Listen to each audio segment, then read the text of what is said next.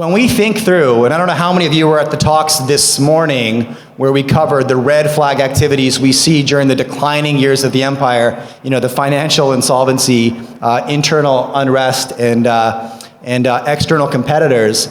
But we painted a picture that's kind of dire for the balance of this decade.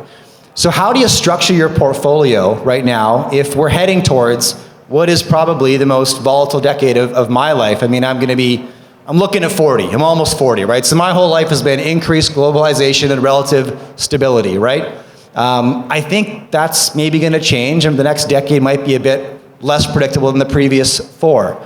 So walk me through your portfolios right now. How are you protecting your wealth? Where are you looking for upside, right? And Robert, I'll start with you. Well, again, I'm glad you guys are here. But sitting out there, the reason I like this conference was 20 years ago, I was one of those guys. I was a junior miner startup. And we struck this probably about $20 billion companies out there. And they're sitting right in front of you. But if you cannot analyze what a $1 billion company looks like, then you're the risk. So I know I started a $1 billion company and I took it public on the Toronto Stock Exchange. And as soon as we struck gold in China, the Chinese nationalized it. And I lost my first $1 billion business. But it gave me a taste of it. So I just like to say to you guys, it's right out there. And I would say your job, and that's why I love what you're doing, Jay, is your job is to go find the good deals from the bad deals. There's several $1 billion companies out there, but if you don't know what they look like or who they are, their management teams and what the assays are, then you're the risk. But there's more opportunity ever before because we all know the macro. I could go into the Fed and all this and talk about the macro, but the micro is here today. Sitting out there are some $1 billion companies that can make you richer than your wildest dreams. So I come back here, Jay, for me. I come to look at those deals out there, and I encourage you all to do the same.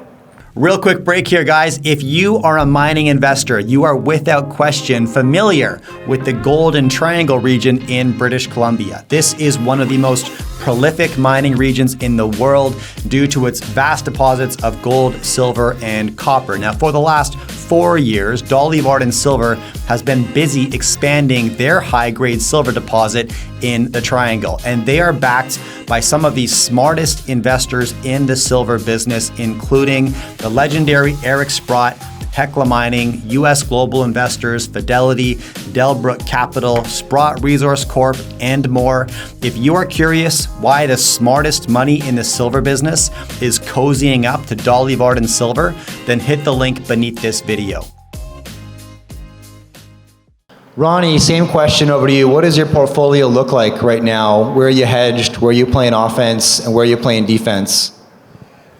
Well, we're running 6 different funds, so the strategies are obviously different. But I think counterparty risk is, coming back to that topic, is crucial. So this is why we chose Liechtenstein as our jurisdiction, a very small country, a neutral country, having the Swiss franc, a country, one of 5 countries globally without any government debt.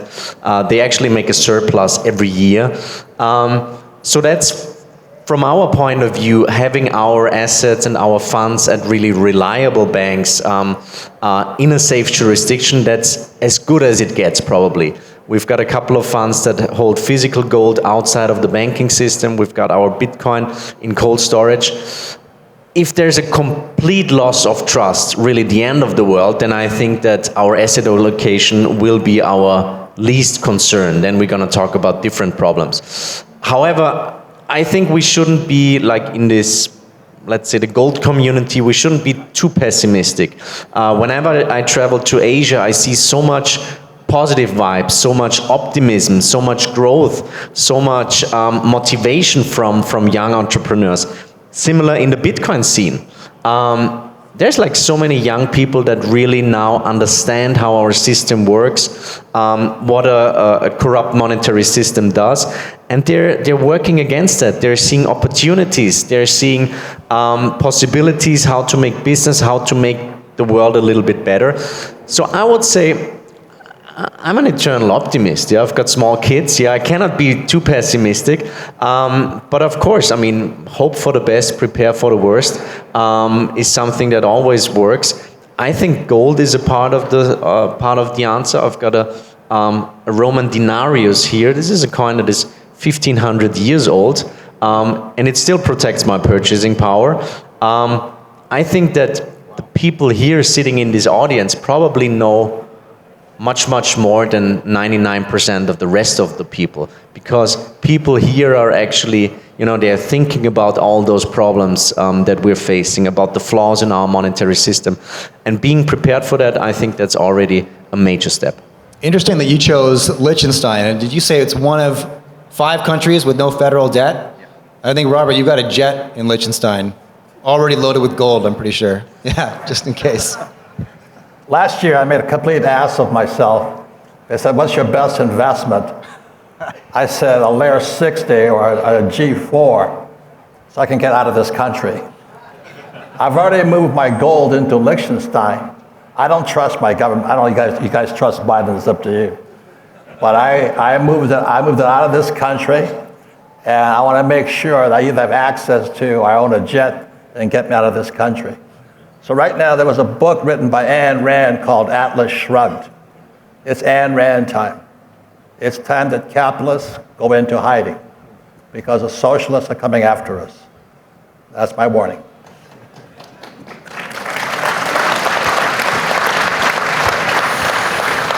Natalie, over to you. Well, I think Robert brings up such a great point. We're being controlled by people who produce nothing. My parents grew up in communist Poland. It was their dream to come to the United States, and it's fascinating talking to them because they don't recognize this country from the one they dreamt of coming to, and they think we're moving closer and closer to what they worked so hard to flee. And they waited decades to be able to come, and they worked so hard, and they actually lost everything in the great financial crisis, which I think for me planted a seed, which is why I'm such an advocate for hard money. And so I believe the best strategy is short the currency, long, hard, scarce assets, long property. For me, it's digital property, it's Bitcoin, because we're increasingly, as we phase into this, the end of this cycle, we're increasingly moving into more concentrated power and control. And we're no longer governed by politics, because politics is just kind of a messy, unattractive negotiation. We're governed more and more by coercion.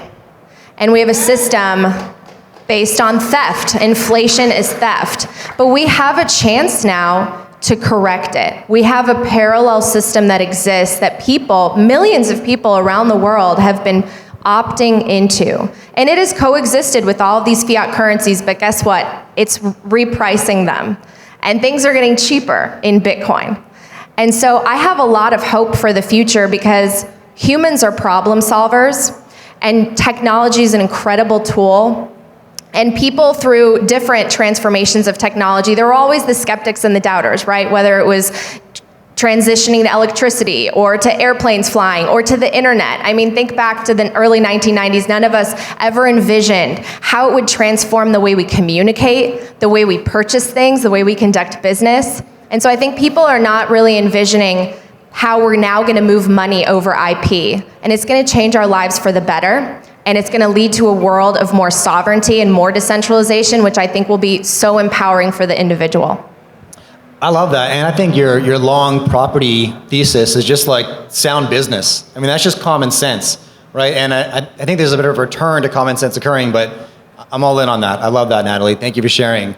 Mark, same question. How do you structure your portfolio? Because I know you're kind of everywhere. You're hard assets or hard money, right? You're an investor, so you must be in equities and private businesses, I imagine, and you're an entrepreneur. You're building your own stuff. So how do you structure your wealth picture? Yeah, I would say that the wealth picture has 2 main components. One, we have to create it, and then 2, we have to multiply it, and by third, we have to protect it, multiply and protect it. So I think about it in 2 different ways. One, creating wealth. And so unfortunately, I see way too many people coming into my world, and they want to quit their jobs and be a full-time investor, and they got $1,000 to their name. It's not how it works. Warren Buffett still went to work at a business every day called Berkshire Hathaway. Ray Dalio went to work every day at a business. And so you have to create the wealth. So I think most people need to focus more on that. So for me, most of my wealth creation, most of my time goes into making money in the businesses. And a lot of my investment goes back into my business because I have a much better return. I could hire someone for $100,000 that could probably return me way more money than if I put it into some stock. So a lot of it goes into there. Then I have a surplus of money. I need to save it. So I think of what most people would consider investing, I think of it as savings. So I buy real estate. Yes, I still buy that old relic. It helps me not pay taxes. Robert taught me that. So my best way to not pay taxes, so I buy real estate. It gives me cash flow. But I think of real estate not as real estate investing. I think of it as that's where I save my money. I buy a lot of real estate. It makes a much larger percentage of my portfolio than most people think is probably rational. And I don't think of that as investing in Bitcoin. That's my savings. I do like to do some investing. My investing is a small percentage of my portfolio. And it's particularly, I like to play gold mining stocks. So I play quite a bit of the resource mining stocks. I have a fund, Bitcoin Opportunity Fund. We invest into early stage Bitcoin opportunities. I'm in some other venture capital funds in the Bitcoin space as well, Trammell Venture Partners. So a small percentage of my portfolio, that's where I'm investing. Like I said, gold miners, like Robert said, some of these companies can make you extremely wealthy. I'm currently building a house on the beach, 5 or 6 bedroom house in Mexico. I told Jay about it. The whole thing was paid for by one of these companies that's here. So, those are here. I play in that space, gold miners, Bitcoin early stage companies, VC companies, that's my investing. Bitcoin, real estate, that's my savings. And then most of my time is spent creating the wealth in the business.